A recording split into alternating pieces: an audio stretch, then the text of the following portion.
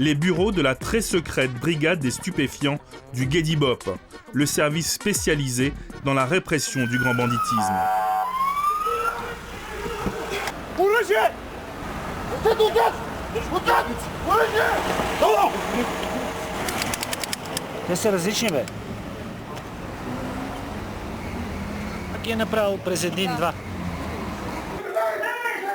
En première ligne dans la lutte contre le trafic de drogue, les actions du GEDIBOP ont été décisives pour convaincre l'Europe des progrès effectués dans les mois qui ont précédé l'adhésion à l'Union.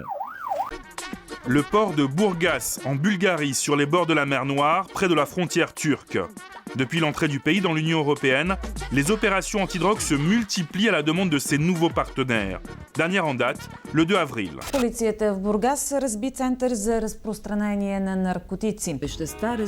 Une saisie record d'héroïne, d'amphétamine et d'armes à feu. Un signe fort adressé à l'Europe qui a abouti à l'arrestation du parrain du trafic de drogue dans la région de Burgas, Dimitar Zeliakov, dit les yeux.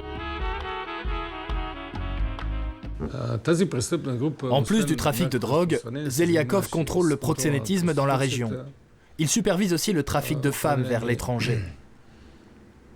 Son gang terrorise la région de Burgas depuis plus de 10 ans maintenant.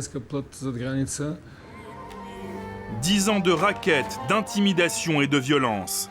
L'arrestation de Zeliakov a fait l'effet d'une bombe dans le pays. C'est un des chefs de gang les plus puissants et les plus dangereux de Bulgarie. Калибър 6,55.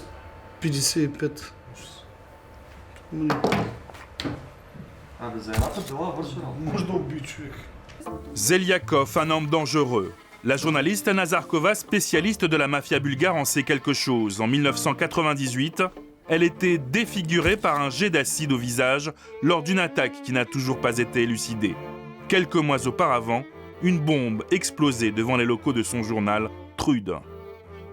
Zeliakov a déjà été arrêté 36 fois et il a toujours été relâché sans réelle condamnation. Depuis notre entrée dans l'Union, il y a de plus en plus d'enquêtes et d'inculpations, mais toujours pas de condamnation. Nous sommes comme vous. Nous attendons maintenant de voir si ces criminels recevront enfin les peines qu'ils méritent. Pour la première fois, il y a 15 jours, un juge a osé inculper Zeliakov de crimes organisés et de trafic de drogue. Si le procès a vraiment lieu, le parrain de Burgas risque 15 ans de prison. Ce sera un test sur la réalité des changements promis par le gouvernement pour pouvoir entrer dans l'Union européenne. Cette adhésion de la Bulgarie à l'Union a finalement eu lieu en janvier dernier, après de longues années de négociations. Depuis, le changement le plus spectaculaire, c'est d'abord la proximité des principales capitales européennes grâce à l'E80, la plus longue autoroute du continent. Elle part de Lisbonne au Portugal et finit par traverser la Bulgarie de part en part avant d'atteindre la ville de Kapitan Andrevo à l'extrême est de l'Union européenne. Le carrefour de la drogue entre l'Asie et l'Europe.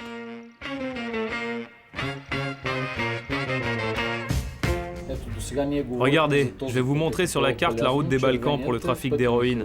Ça démarre en Afghanistan, ça passe par chez nous, et puis enfin ça se dirige vers les marchés européens. Notre record de saisie en une année, c'est à peu près 2 tonnes d'héroïne afghane qui auraient dû être dispatchées partout en Europe. Il y a encore quelques mois, ce poste frontière était considéré comme la principale porte d'entrée de l'héroïne afghane en Europe. Entre Berlin, Londres, Paris ou Amsterdam, en moyenne plus de 50 tonnes consommées chaque année. Mal organisée, sous-équipée et corrompue, la remise aux normes des douanes bulgares a été l'un des enjeux cruciaux de l'entrée de la Bulgarie dans l'Europe.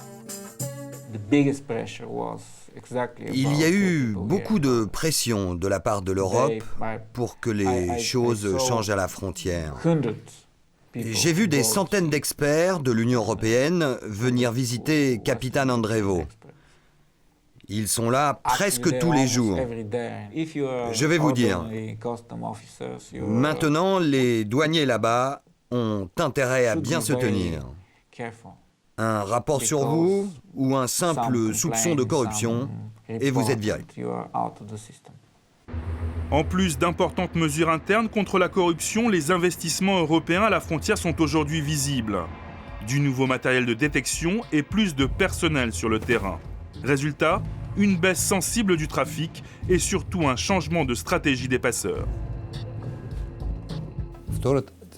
La nouvelle tendance semble être le transport d'héroïne en petite quantité, par colis de moins de 10 kg, acheminé en voiture ou en bus. C'est beaucoup plus difficile à détecter pour nous que les 100 kg ou plus cachés dans les camions. Ça, nous en avions l'habitude. Sofia, la capitale de la Bulgarie, à 400 km de la frontière turque.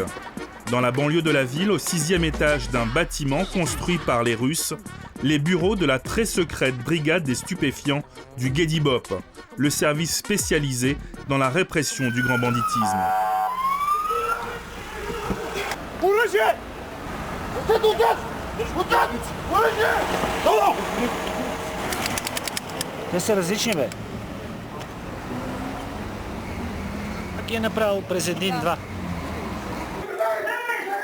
En première ligne dans la lutte contre le trafic de drogue, les actions du Gedibop ont été décisives pour convaincre l'Europe des progrès effectués dans les mois qui ont précédé l'adhésion à l'Union.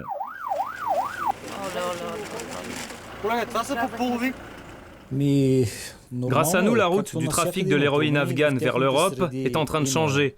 On dit que 80% de l'héroïne passe par la Bulgarie, mais en fait, en regardant de plus près, on découvre que la Russie est devenue un point de passage de plus en plus important. Je pense que nous avons réussi à mettre la pression sur le transit bulgare. Plus que l'héroïne, aujourd'hui le problème numéro 1 de la brigade des stupes du Gedibop, c'est la production massive d'amphétamines bon marché à destination du Moyen-Orient. Ces drogues synthétiques sont faciles à produire avec des moyens rudimentaires. Des opérations de démantèlement de laboratoires comme celle-ci ont lieu régulièrement. Là, ce sont 7 tonnes de drogue saisies dans la banlieue de Sofia. Nous avons encore un gros problème avec les drogues synthétiques produites en Bulgarie. Nous ne faisons pas d'ecstasy, mais surtout des amphétamines et des méthamphétamines. Enfin, maintenant, nous pensons que les laboratoires sont en train de se déplacer vers la Turquie, la Syrie et le Liban, plus près des consommateurs et en particulier de l'Arabie Saoudite. Grâce aux efforts de la Bulgarie, l'Europe est aujourd'hui un peu plus efficace dans sa lutte contre le trafic de drogue. En revanche, le problème n'a fait que se déplacer vers les pays émergents en matière de consommation de drogue de synthèse.